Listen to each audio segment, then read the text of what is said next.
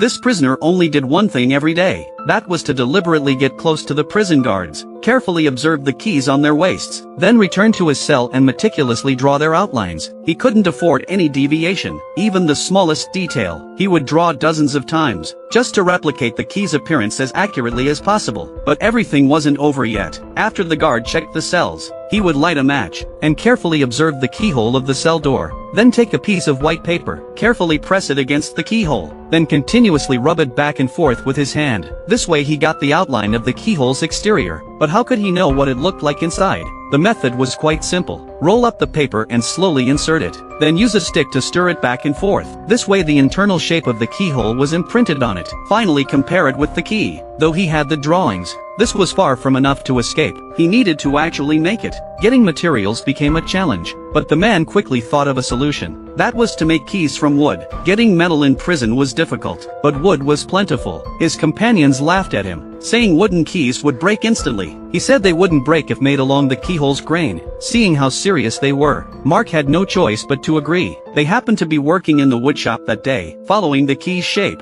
The man quickly made an initial model. All that was left was to take it back and polish it. To avoid detection by the guards, he hid the materials in his water bottle. Then his companion made noise to distract the guards. He quickly covered the bottle opening with a towel. The guards seemed to notice something, and ordered everyone to line up for bottle inspection. Thanks to the wet towel's absorption, the model hidden inside wasn't poured out. The guard shook it a couple more times. Seeing nothing inside, returned it to him. That's how the man successfully obtained his materials. Next he just needed to carve out the key's profile, then assemble it with glue. A wooden key was complete. Now it was time to test it. He inserted the key into the lock with anticipation. When he heard a crisp click from inside, the man knew he had succeeded. The next second he opened the cell door, breathing free air. But this wasn't enough to escape. He needed to make all the keys here. So in the days that followed, whenever he had a chance, he would stare at the keys on guards' waists, and memorize them firmly in his mind. He needed to make dozens of such keys, to open all the prison doors, and he had to test each key he made, to ensure the escape plan was foolproof. Under his companion's cover, the man began his attempts. He would always carry a file with him, for making adjustments on the spot. But this time something went wrong. The key got stuck in the keyhole. Worse still, the guard was coming to check at that moment.